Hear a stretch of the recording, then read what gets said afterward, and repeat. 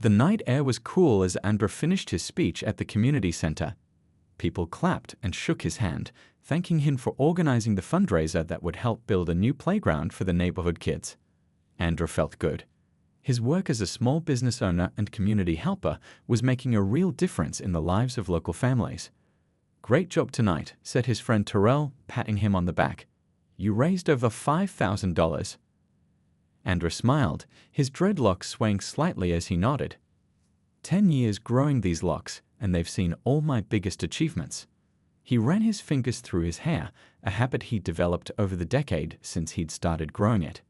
Each lock told a story. They had been with him when he opened his shop, when he started the community program, when he received the city's Community Service Award. The clock showed just past 10 p.m. when Andra said his goodbyes. He was tired but happy as he got into his car, a modest sedan he bought 3 years ago. The drive home would take about 20 minutes, just enough time to wind down before bed. He was only 5 minutes from home when he noticed the flashing lights behind him. Andra checked his speedometer. He wasn't speeding. Maybe a taillight was out. He signaled properly and pulled over to the side of the road smoothly, just as his father had taught him years ago.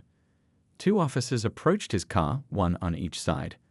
Andra rolled down his window and placed both hands on the steering wheel where they could be seen. "License and registration," the taller officer said sharply, not bothering with a greeting. His nameplate read Officer Briggs. His partner stood watching from the passenger side, hand resting near his belt. "Yes, sir," Andra said calmly. "My registration is in the glove compartment and my wallet is in my back pocket. I'm going to reach for them now, if that's okay." The officer nodded curtly, his flashlight beam uncomfortably bright in Andra's eyes. Andra moved slowly, keeping his movements clear and visible. He handed over his documents and waited quietly while the officer examined them. "Where are you coming from this late?"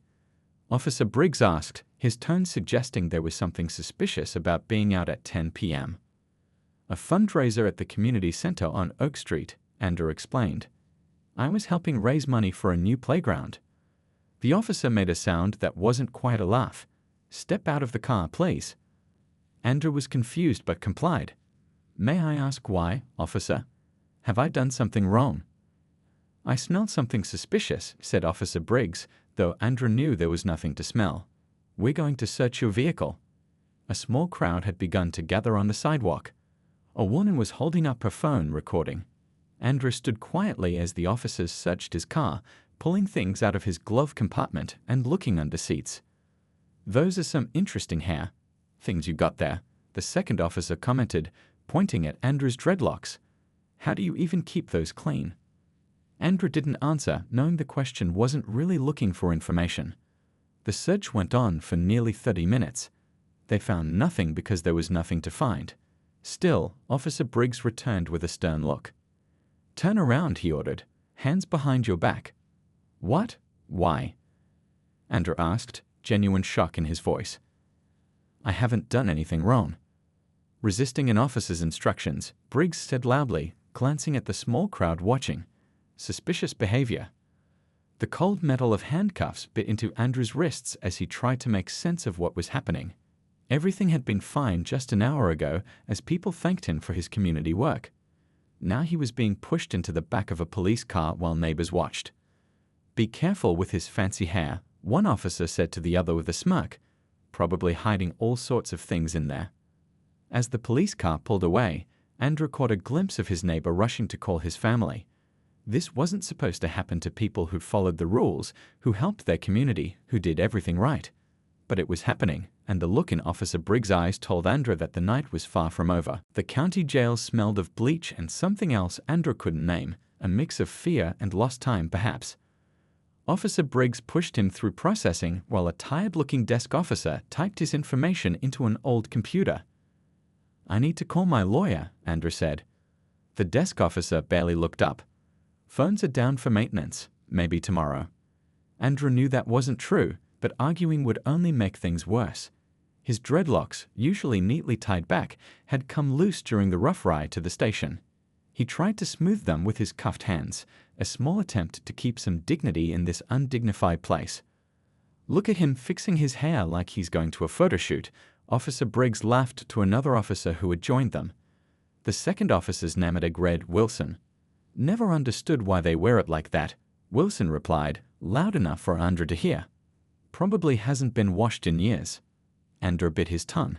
His locks were meticulously maintained, cleaner than the sticky floor of this precinct. Each twist represented years of growth, patience, and connection to his roots. His grandmother had helped him start them 10 years ago, teaching him the cultural significance behind each careful twist. They took his belongings, wallet, phone, keys, watch, and handed him a plastic bag with an orange jumpsuit inside. Change, barked a guard, pointing to a small room with no door, just a half wall that offered minimal privacy. Ando changed slowly, folding his fundraiser clothes, dress pants and a button-up shirt, as neatly as possible. The jumpsuit was too large and smelled like it hadn't been washed properly. What exactly am I being charged with? Andrew asked as the guard led him down a narrow hallway. Processing will tell you in the morning, the guard answered flatly. The cell was small with 2 metal beds bolted to the wall. Andrew's cellmate, an older man with graying hair, barely glanced up when the door clanged shut. First time? The man asked after the guard left. Andrew nodded, sitting carefully on the empty bed. Name's Ray, the man said. What did they bring you in for? Existing, I think, Andrew replied, trying to sound braver than he felt. I was driving home from a community fundraiser. Ray nodded knowingly. Same reason I've been here 3 days waiting for my court appearance. Broken taillight that wasn't actually broken. The night stretched painfully slow. Andrew couldn't sleep on the thin mattress, worry gnawing at him. What about his business? He was supposed to open the shop tomorrow. What would his customers think? What about his elderly mother who depended on him? Around midnight, the cell block had finally quieted when heavy footsteps approached. Officer Briggs appeared with Wilson and a third officer Andrew hadn't seen before. Health and hygiene inspection, Briggs announced, a strange smile playing on his lips. Ray stood up, confused. There's no inspection scheduled. Shut it, old man, Wilson snapped. Not for you. Him. He pointed at Andrew. The third officer unlocked the cell. Come with us. Andrew stood cautiously. What's this about? New policy, Briggs said, though his smirk suggested otherwise. All that hair's a hygiene risk. Could be hiding anything in there. Andrew backed up against the wall. No. My hair is clean and properly maintained. There's no policy about this. You refusing to comply with officers? Wilson stepped forward, hand on his belt. Ray stood up. I've been here 20 times over 30 years. There's no such policy. The officers ignored him, grabbing Andrew by the arms and dragging him out. Andrew struggled, not violently but firmly. This is wrong. You can't do this. They pulled him into a small room with a single chair and a counter with electric clippers. Andrew's heart pounded as realization dawned. Please, he said, his voice breaking slightly. These locks are part of my culture, my identity. They've taken years to grow. Should have thought about that before you gave us trouble, Briggs said, nodding to the others. They forced him into the chair, one holding each arm while Briggs picked up the clippers. Department policy says we need to check for contraband, he said, turning on the clippers with a menacing buzz. Andrew closed his eyes as the first lock fell to the floor. He thought of his grandmother's hands guiding his when he first started growing them, her stories of ancestors who wore their hair as a crown of honor. With each buzz of the clippers, another piece of his identity fell away. By the time they were finished, the floor was covered with 10 years of growth, 10 years of memories. His head felt strangely light, exposed, cold. That said Briggs, finally stepping back. Now you're up to code. Dawn broke over the neighborhood as Tanya rushed up the steps of her law school, phone pressed to her ear. She hadn't slept since getting the call about her brother. What do you mean they shaved his head? She asked Ray, who had used his one phone call to reach out to Andrew's family after witnessing what happened. It wasn't right, Ray's voice crackled through the phone. Been in and out of this system 30 years and never seen anything like it. They singled him out, called it a hygiene inspection. Your brother tried to explain how important his hair was, but they didn't care. Tanya's hand trembled as she ended the call. Her brother's dreadlocks weren't just hair, they were started the day their grandmother passed away, a connection to her memory and their heritage. She skipped her morning class and headed straight to Professor Rivera's office. He ran the law school's civil rights clinic and would know what to do. By noon, a small crowd had gathered outside the county jail. The story had spread through the community like wildfire. A respected business owner arrested on bogus charges, then stripped of his cultural identity while in custody. Mrs. Washington, who lived across from Andra, brought her church group. Mr. Lee closed his restaurant for the day to join the protest. Teenagers from the community center where Andra had organized the fundraiser made signs reading "Justice for Andra" and "Hair is Heritage." Local news vans parked along the street as reporters interviewed neighbors. "He fixed my grandson's bike for free when I couldn't afford repairs," one elderly woman told a reporter. That's the kind of man Andra is, always helping, never causing trouble. Inside the jail, the shift supervisor was fielding angry phone calls. The department's social media pages were flooded with comments demanding answers. Why was Andra arrested? Why was his hair cut against his will? Where was the footage from the jail cameras? The system was experiencing technical difficulties during that time period, the department spokesperson repeated robotically to journalists. And the haircut was standard procedure for hygiene purposes. But that excuse fell apart when former detainees began speaking out. "I was in there last month with hair longer than his," said one white man with shoulder-length hair who had been arrested at a protest. Nobody even mentioned cutting it. By mid-afternoon, Professor Rivera arrived at the jail with 3 law students, including Tanya. "We're here to represent Andra," he told the desk officer firmly. "And we want to see the logs of everyone who's been processed in the last 6 months. We want to know how many others had forced haircuts as part of this so-called standard procedure." The officer looked uncomfortable. "You'll need to file a formal request for those records." "We already have," Tanya said, sliding a document across the desk. "And we've contacted the Department of Justice Civil Rights Division." News of the community response reached Andra in his cell. A sympathetic guard whispered that people were gathering outside, that his story was spreading. Andra sat on the edge of his bed, running his hand over his now bare scalp. The skin felt foreign, exposed. Each time his fingers found only skin where his locks should be, his stomach tightened. But hearing about the community's response stirred something else in him, determination. His cellmate Ray nodded toward the small window. "Your people are out there. Don't let those officers think they broke you." In a small office at the police station, Officer Briggs was being questioned by Internal Affairs. An anonymous officer had come forward, uncomfortable with what had happened. "It was just a haircut," Briggs insisted, shifting in his seat, "for safety reasons." "Then why wasn't it documented in the processing report?" asked the investigator. "And why was it done at midnight instead of during intake?" Across town, Tanya met with community leaders in a packed church. People stood along the walls and sat in the aisles. "My brother has always fought for this community," she told them, her voice strong despite her exhaustion. "Now it's our turn to fight for him." They organized shifts to keep the protest going around the clock. Local businesses sent food and drinks. A barber offered free haircuts to raise money for legal fees. As night fell again, the crowd outside the jail had grown larger. They held electric candles that glowed in the darkness, a beacon of light for Andra to see from his small cell window. "They thought cutting your hair would shame you, would make you hide," Ray told Andra as they looked out at the lights. But look what it did instead. It woke people up. The law office of Diane Chen buzzed with activity. Papers covered every surface as she and Tanya prepared for Andra's preliminary hearing. Diane had been fighting civil rights cases for 20 years, but this one had touched a nerve in the community unlike any she'd seen before. "The department claims the security footage from that night is corrupted," Diane said, tapping a formal letter from the police. "Convenient, isn't it?" Tanya pushed her glasses up her nose, exhaustion evident on her face. "But we have Ray's witness statement and 3 other former inmates who were there that night.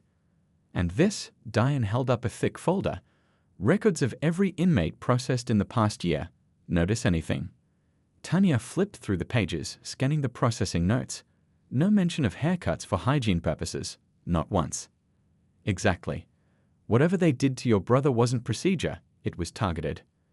Outside the office window, they could see news vans still parked near the courthouse. Andrew's story had spread beyond their city, picking up national attention. Hashtags demanding justice trended on social media. Celebrities and civil rights leaders had released statements of support. Meanwhile, in a small visitor room at the jail, Andrew sat across from Professor Rivera, who had joined his legal team. "The hearing is tomorrow," Rivera explained. "The officers will be there. They'll try to make what they did sound reasonable, procedural." Andrew nodded, still not used to the feel of air on his scalp. 3 days had passed since they'd cut his locks, but each morning he woke expecting to feel their familiar weight, only to be reminded of their absence. "I've been thinking about something," Andrew said quietly. "They wanted to shame me, right? They expected me to walk into that courtroom embarrassed, head down, trying to hide." Rivera watched him carefully.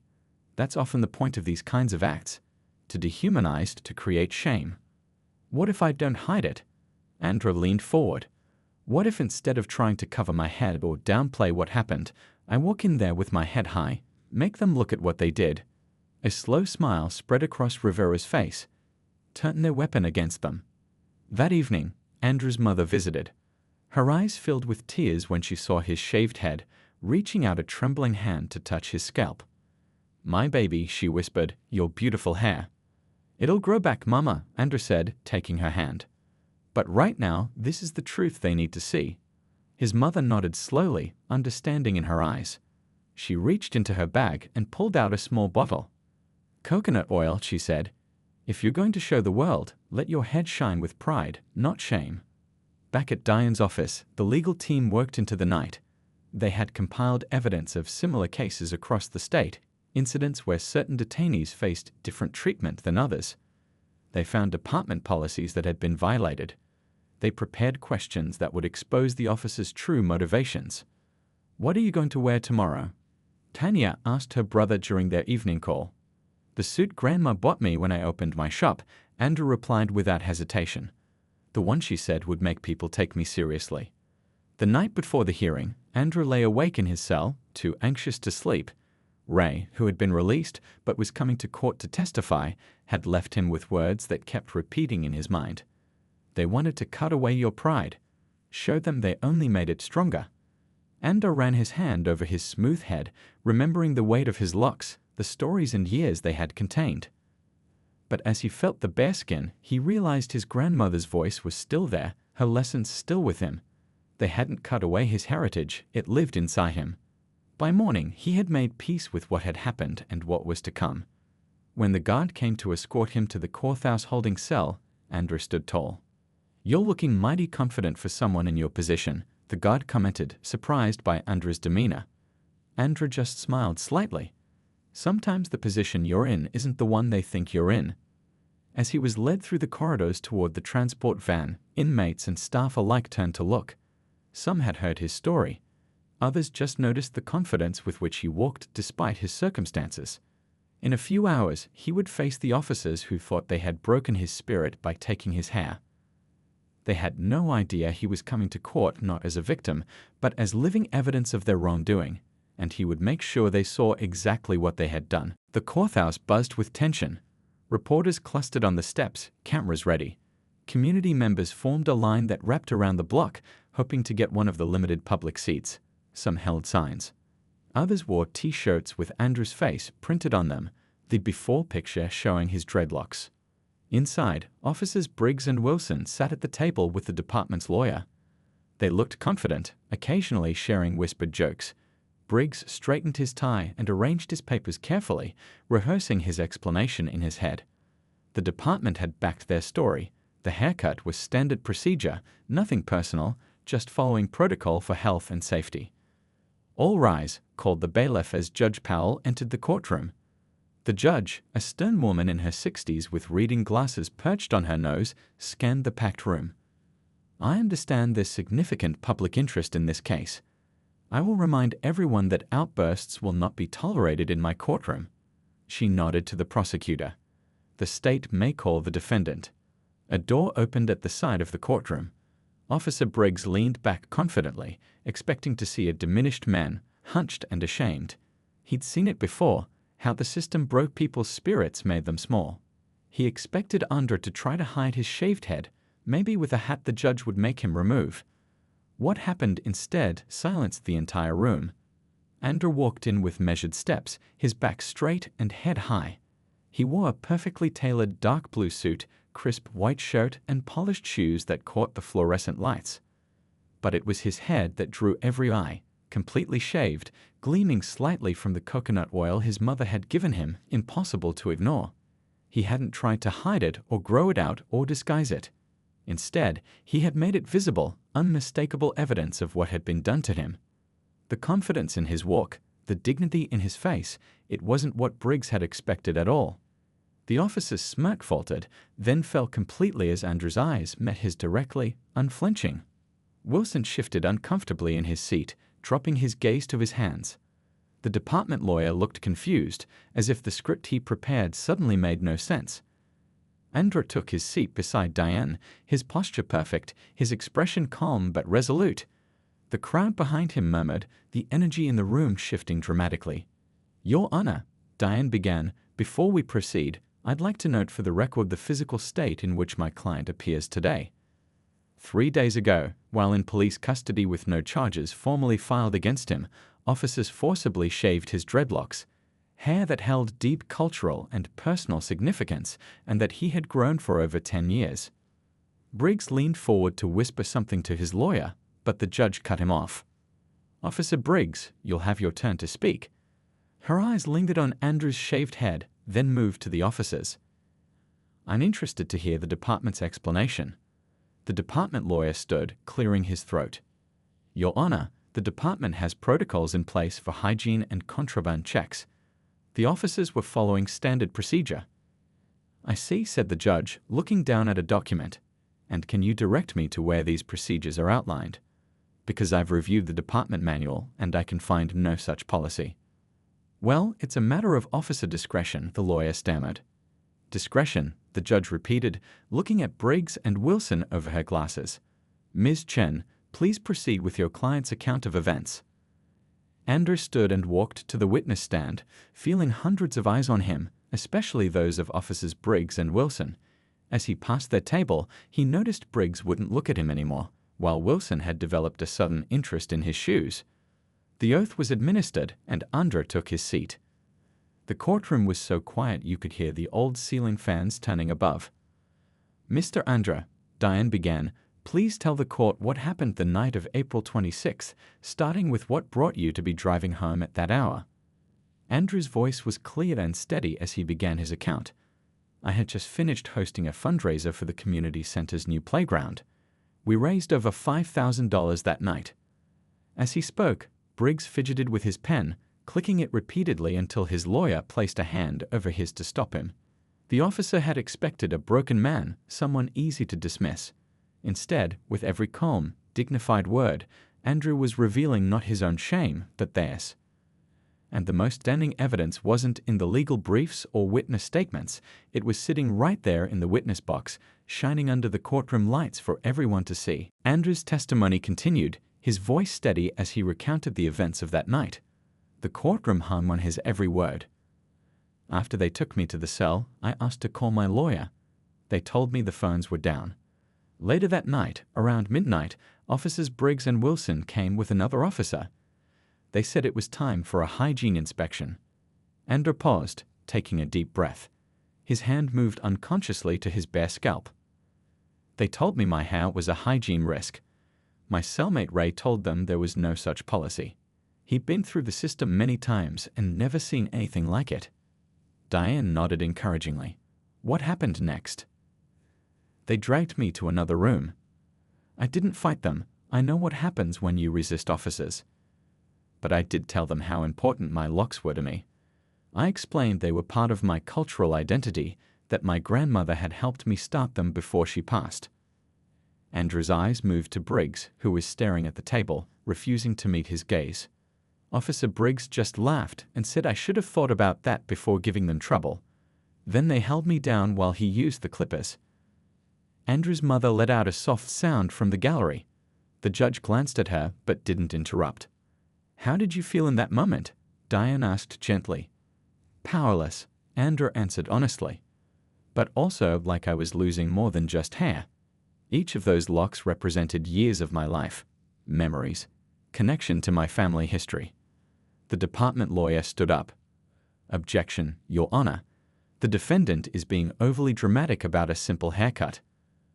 A murmur of disbelief rippled through the courtroom. Judge Powell narrowed her eyes. Overruled.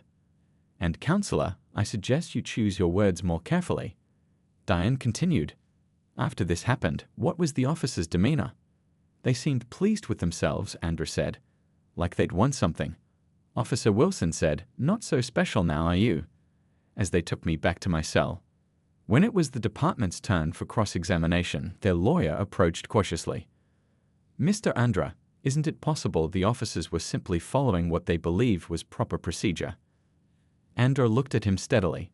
If it was proper procedure, why wasn't it done during processing? Why was it done at midnight? Why wasn't it documented?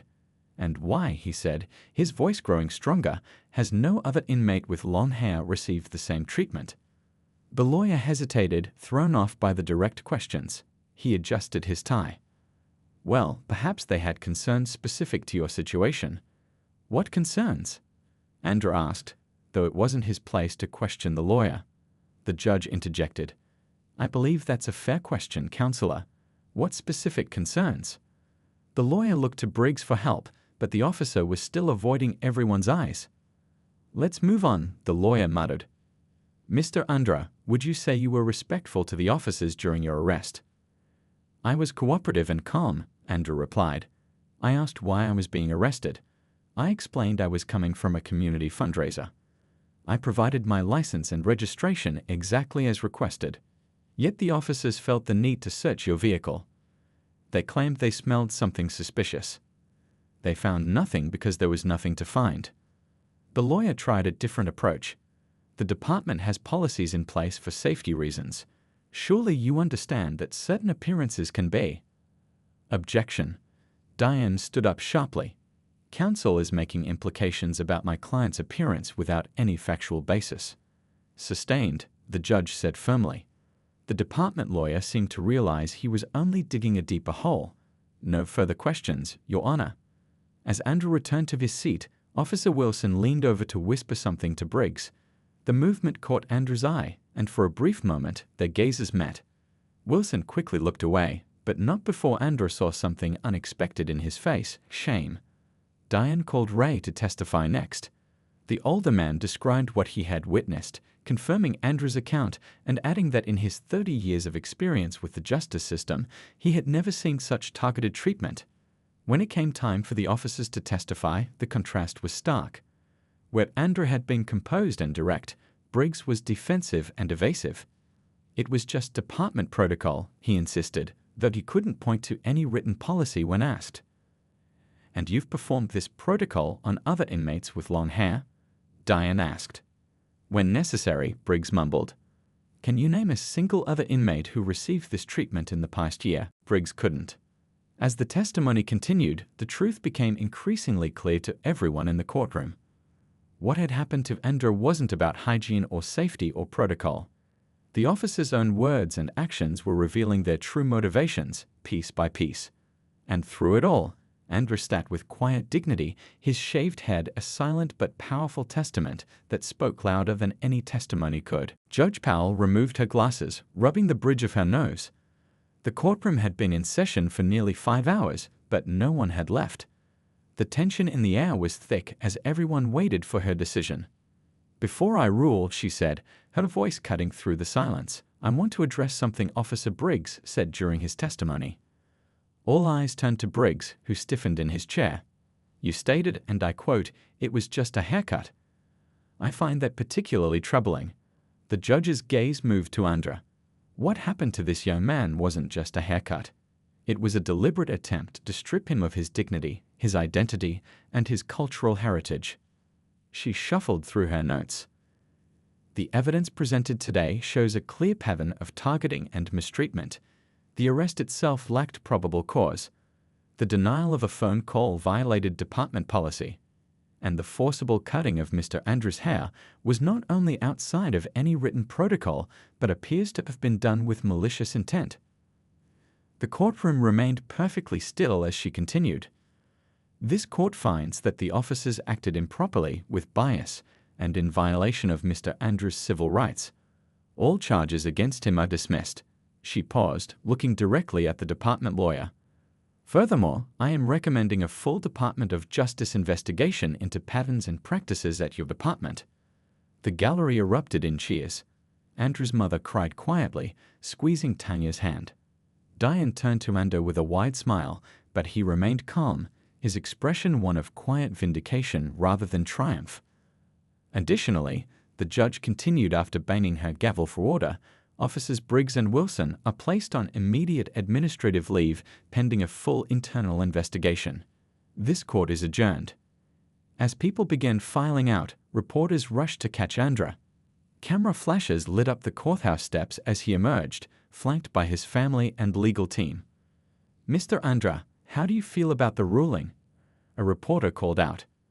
Andrew looked at the sea of cameras, thinking carefully before speaking.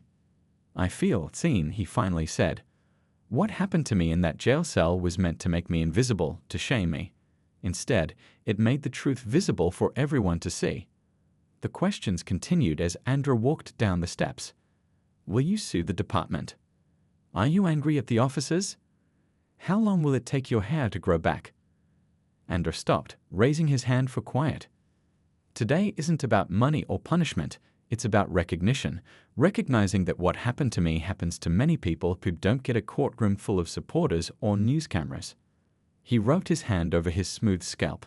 "My hair will grow back. But the system needs to change so that others don't have to lose pieces of themselves just to be treated fairly." 3 months later, Andrew stood before a different crowd. The community center was packed with people attending the launch of his new foundation, Dignity First, focused on reforming treatment of detainees in the criminal justice system. His hair had begun to grow back, a short later covering his head. He no longer looked like the man who had walked into that courtroom with a freshly shaved head, but he carried the same quiet strength. "What happened to me started with people who wanted to take my dignity," he told the crowd. "But it ended with a community that helped me reclaim it. Now we're going to help others do the same." In the back of the room stood a familiar face. Officer Wilson, not in uniform but in civilian clothes. After the hearing, he had resigned from the force and reached out to Andrew, wanting to make amends. Their conversations had been difficult but honest, and Wilson had become one of the Foundation's first volunteers. The internal investigation had led to department-wide reforms. New training programs used Andrew's case as an example of how bias can corrupt the system. Policies were put in place to protect detainees' cultural and religious expressions, including hair. As Andrew looked out at the diverse faces in the room, supporters, community members, former detainees, and even former officers, he felt something his grandmother had always talked about: the circle of healing that comes when truth is finally acknowledged.